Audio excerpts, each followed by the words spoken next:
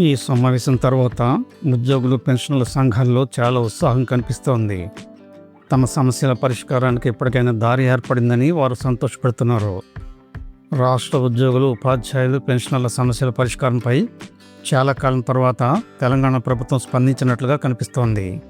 దాదాపు 13 సంవత్సరాల అనంతరం civil services joint staff council సమావేశం నిర్వహించడంతో ఉద్యోగ, ఉపాధ్యాయ, పెన్షనర్ల సంఘాల్లో కొత్త ఆశలు మొదలయ్యాయి.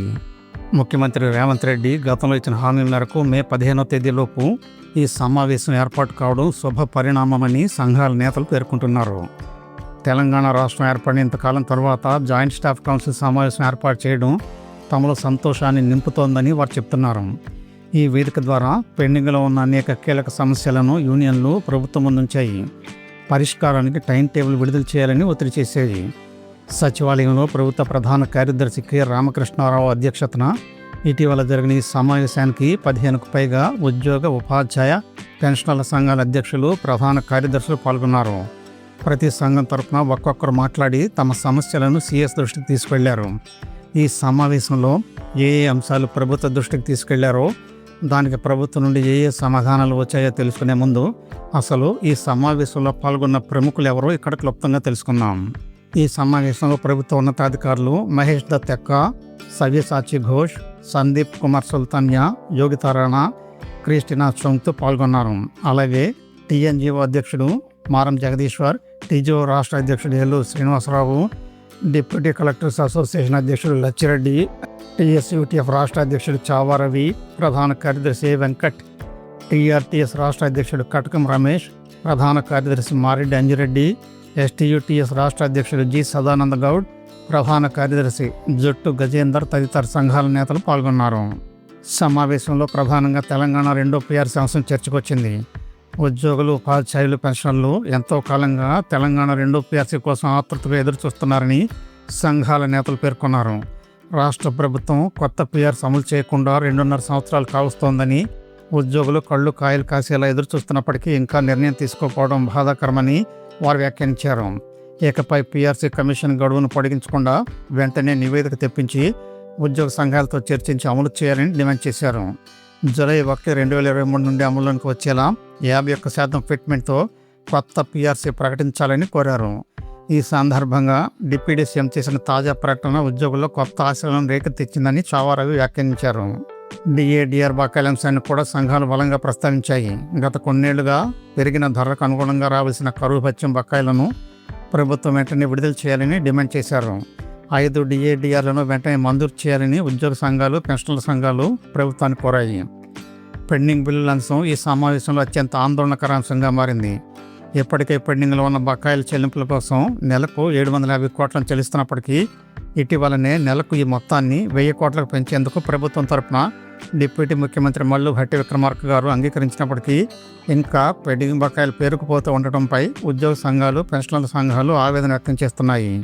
మరీ ముఖ్యంగా పెన్షనర్ల రిటైర్మెంట్ బకాయిలు ఇంచుమించు 6,000 కోట్లకు పేరుకుపోవడంపై కూడా వారు అభ్యంతరం వ్యక్తం చేసినట్లుగా తెలుస్తోంది. తక్షణమే ఈ బకాయిలన్నీ చెల్లించేందుకు చర్యలు తీసుకోవాలని వారు కోరారు. గత 2 ఏళ్లుగా సెలవు జీతాలు, సప్లిమెంటరీ వేతనాలు, మెడికల్ బిల్లులు, జీపీఎఫ్, పెన్షను, టీఎస్జీఎల్ఐ, లీవ్ ఎన్కాష్మెంట్ తదితర బిల్లులు విడుదల కావడం లేదని టీఎస్యూటీఎఫ్ రాష్ట్ర అధ్యక్షుడు చావా రవి అనేక మార్లు అనేక సమావేశాల్లో ఇప్పటికే తీవ్ర ఆవేదన వ్యక్తం చేశారు. ట్రెజరీల్లో ఆమోదం పొంది ఈ కుబేర్లో పెండింగ్లో ఉన్న సుమారు 10,000 కోట్ల పెండింగ్ బిల్లులను వెంటనే విడుదల చేయాలని, వాయిదాల పద్ధతిలో ఎప్పటికి చెల్లిస్తారని అనేక మార్లు ప్రభుత్వాన్ని ఆయన ప్రశ్నించారు. రిటైర్డ్ ఉద్యోగులు, ఉపాధ్యాయుల పరిస్థితిని సంఘాల నేతలు ప్రభుత్వ దృష్టికి తీసుకెళ్లారు. జీవితాంతం సమాజ శ్రేయస్సు కోసం, పిల్లల భవిష్యత్తు కోసం సేవలు అందించిన ఉపాధ్యాయులు, ఉద్యోగులు పదవీ విరమణ చేసిన తర్వాత తమ సొంత డబ్బు కోసం కార్యాలయాల చుట్టూ తిరగాల్సి రావడం దారుణమని వారు అభిప్రాయపడినట్లుగా తెలుస్తోంది. ఒక మనిషి జీవితాంతం సేవలకు అంకితం చేసి రిటైర్ అయిన తర్వాత నీడలా నిలవాల్సిన ఆర్థిక భద్రత సకాలంలో అందకపోవడం బాధాకరమని, వెంటనే వారికి చెల్లించాల్సిన 6,000 కోట్లను విడుదల చేయాలని, తమ సొంత సొమ్ము కోసం కోర్టు మెట్లెక్కే పరిస్థితి తీసుకురావద్దని యూనియన్లు గతంలోనే ప్రభుత్వానికి అనేక మార్లు సూచించాయి. ఇటీవలనే జేఏసీ అధ్యక్షులు మారం జగదీశ్వర్ ప్రభుత్వాన్ని ఉద్దేశించి రాసిన లేఖలో కూడా ఇదే అంశాన్ని ప్రస్తావించారు. 2024 మార్చి నుండి రిటైర్ అయిన దాదాపు 12,000 మంది ఉద్యోగులు, ఉపాధ్యాయులకు చెల్లించాల్సిన గ్రాట్యుటీ, కమ్యుటేషను, పెన్షన్ బకాయిలు ఇప్పటికీ అందలేదని సంఘాలు చెప్తున్నాయి. కోర్టుకు వెళ్లే వారికి మాత్రమే చెల్లింపులు జరుగుతున్నాయని వారు ఆవేదన వ్యక్తం చేస్తున్నారు. పెండింగ్ బెనిఫిట్స్ అందకపోవడం వల్ల అనేక కుటుంబాలు రోడ్డున పడే పరిస్థితి వచ్చిందని, వృద్ధాప్యంలో మందుల ఖర్చులు కూడా భరించలేని పరిస్థితి ఏర్పడిందని, చాలా కుటుంబాలు వైద్య అవసరాల కోసం అధిక వడ్డీలకు అప్పులు చేయాల్సి వస్తోందని యూనియన్లు ఆవేదన వ్యక్తం చేస్తున్నాయి. ఉద్యోగుల జీతాల నుండి దాచుకున్న జీపీఎఫ్, టీఎస్జీఎల్ఐ, గ్రూప్ ఇన్సూరెన్స్ సొమ్ము రిటైర్మెంట్ తర్వాత వెంటనే విడుదల కావాల్సి ఉన్నప్పటికీ ఈ నిధులు అనేక వందల కేసుల్లో ట్రెజరీలోనే పెండింగ్లు ఉండిపోయాయని ఉద్యోగ సంఘాలు విమర్శిస్తున్నాయి. ఉద్యోగులు ప్రతి నెల నమ్మకంతో చెల్లించే ఈ మొత్తాలు కూడా పదవీ విరమణ అనంతరం వెంటనే అందాల్సి ఉన్నప్పటికీ ఇప్పటికీ చాలామందికి రాలేదని పేర్కొన్నారు. సర్వీసులో ఉపయోగించిన సెలవులను నగదుగా మార్చి ఇచ్చే లీవ్ ఎన్కాష్మెంట్ బిల్లులు కూడా నిధుల కొరతతో నిలిచిపోయాయని వారు తెలిపారు. ఈ నేపథ్యంలో ప్రభుత్వం వెంటనే 10,000 కోట్లు కేటాయించి పెండింగ్ బిల్లులన్నింటినీ ఒకే విడతలో క్లియర్ చేయాలని ఉద్యోగ సంఘాలు డిమాండ్ చేస్తున్నాయి. జీపీఎఫ్, టీఎస్జీఎల్ఐ, లీవ్ ఎన్కాష్మెంట్, మెడికల్ బిల్లులు, పెన్షన్ బకాయిలను ప్రాధాన్యత క్రమంలో పరిష్కరించాలని కోరారు. దీనిపై సీఎస్ స్పందిస్తూ పెండింగ్ బిల్లులను 100 రోజుల్లోపు చెల్లించే విధంగా నిర్ణయం తీసుకునే దిశగా ప్రభుత్వం ఆలోచిస్తున్నట్లుగా తెలిపారు.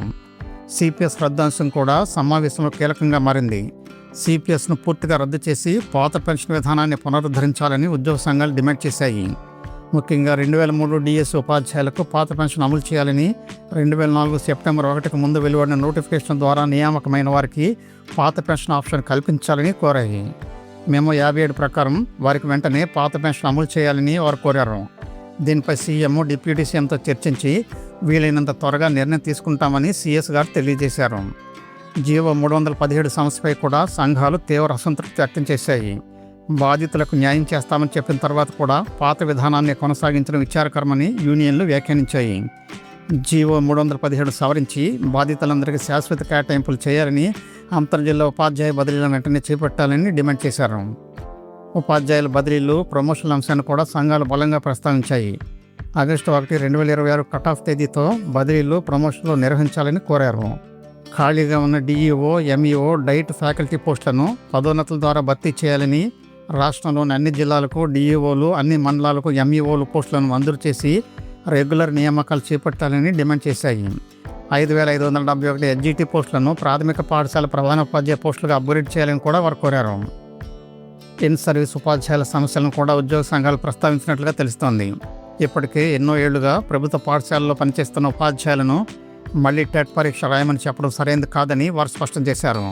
వారి అనుభవం, సీనియారిటీని గౌరవించి టెట్ అర్హత నిబంధనల నుండి వారిని పూర్తిగా మినహాయించాలని వారు ప్రభుత్వాన్ని కోరారు. ఉపాధ్యాయ సంఘాలతో ప్రత్యేక సమావేశం నిర్వహించాలని డిప్యూటీ సీఎం ఎన్నో నెలల క్రిందటే విద్యాశాఖ కార్యదర్శికి సూచించినప్పటికీ ఇప్పటి వరకు సమావేశం జరగలేదని ఎస్టీయూటీఎస్ రాష్ట్ర అధ్యక్షుడు సదానందం గౌడ్ సీఎస్ దృష్టికి తీసుకొచ్చారు. దీనిపై సీఎస్ విద్యాశాఖ కార్యదర్శికి సమావేశం నిర్వహించాలని సూచించడం కాదు, ఆదేశించండి అని సదానంద గౌడ్ కోరినట్లుగా చెప్పుకుంటున్నారు. విద్యారంగ పరిస్థితులపై కూడా సంఘాలు తీవ్ర ఆందోళన వ్యక్తం చేశాయి. రూల్స్కు వ్యతిరేకంగా ఉన్న డిప్యుటేషన్లను వెంటనే రద్దు చేయాలని వారు డిమాండ్ చేశారు. ఉపాధ్యాయులకు బోధనేతర పనులు, ఇతర అదనపు బాధ్యతలు అప్పగించడం వల్ల విద్యారంగం వెనక్కి వెళ్తోందని యూనియన్లు విమర్శించాయి. ఉపాధ్యాయుల ఏకీకృత సర్వీస్ నిబంధనలు రూపొందించాలని, పర్యవేక్షణ అధికారుల పదోన్నతులు వెంటనే చేపట్టాలని కోరాయి. గురుకులాలు, కేజీబీవీలు, సమగ్ర శిక్ష ఉద్యోగుల సమస్యలను కూడా సమావేశంలో ప్రస్తావించారు. కేజీబీవీ ఉద్యోగులకు బేసిక్ పే మంజూరు చేయాలని, సమగ్ర శిక్ష ఉద్యోగులకు వేతన సవరణలు అమలు చేయాలని, గురుకులాల పనివేళల్లో మార్పులు చేయాలని వారు డిమాండ్ చేశారు. మోడల్ స్కూల్స్, గురుకులాల ఉద్యోగులకు 010 సౌకర్యం, హెల్త్ కార్డులు అమలు చేయాలని కూడా వారు కోరారు. ఉద్యోగుల ఆరోగ్య భద్రత అంశంపై ప్రభుత్వం కీలక చర్యలకు సిద్ధమవుతోందని తెలుస్తోంది. ముఖ్యమంత్రి రేవంత్ రెడ్డి ఆదేశాల మేరకు జూన్ 2వ తేదీన రాష్ట్ర అవతరణ దినోత్సవం సందర్భంగా ఉద్యోగుల ఆరోగ్య పథకం ఈహెచ్ఎస్ కింద డిజిటల్ హెల్త్ కార్డులను ప్రారంభించేందుకు చర్యలు తీసుకోవాలని సీఎస్ అధికారులను ఆదేశించారు. హెల్త్ కార్డుల ద్వారా ఉద్యోగులు, పెన్షన్లకు నగదురహిత వైద్యం అందించాలని సంఘాలు డిమాండ్ చేస్తున్నాయి. సమావేశంలో 5 రోజుల పని విధానం అంశాన్ని కూడా ఉద్యోగ సంఘాలు ప్రస్తావించగా పరిశీలనలోనికి తీసుకుంటామని సీఎస్ తెలియజేశారు. కేంద్ర ప్రభుత్వ సంస్థలో పనిచేస్తున్న ఉద్యోగులను కూడా స్పౌస్ కేటగిరీలోకి పరిగణించేలా చర్యలు తీసుకుంటామని హామీ ఇచ్చారు. జిల్లాలు, డైరెక్టరేట్ స్థాయిల్లో కూడా జాయింట్ స్టాఫ్ కౌన్సిల్ సమావేశాలు నిర్వహించాలని అధికారులకు సూచించారు. ప్రభుత్వం విజ్ఞతతో వ్యవహరించి సమస్యలను వెంటనే పరిష్కరించాలని యూనియన్లు ప్రభుత్వాన్ని కోరాయి. ఉద్యోగులు, ఉపాధ్యాయులు, పెన్షన్లు ఇప్పటికే పోరుబాట పట్టారని, ప్రభుత్వం వెంటనే స్పందించకపోతే పెద్ద ఎత్తున ఉద్యమాలు చేపట్టాల్సి వస్తుందని వారు సూచనప్రాయంగా తెలిపినట్లుగా చెప్పుకుంటున్నారు. మొత్తానికి దాదాపు 13 సంవత్సరాల తర్వాత జరిగిన జాయింట్ స్టాఫ్ కౌన్సిల్ సమావేశం తెలంగాణ ఉద్యోగులు, ఉపాధ్యాయులు, పెన్షనర్ల ఎన్నో ఏళ్ల సమస్యలను ప్రభుత్వం ముందుకు తీసుకువచ్చిన కీలక వేదికగా మారింది. ఇప్పుడు ప్రభుత్వ నిర్ణయాలపైనే లక్షలాది కుటుంబాల ఆశలు నిలిచాయి.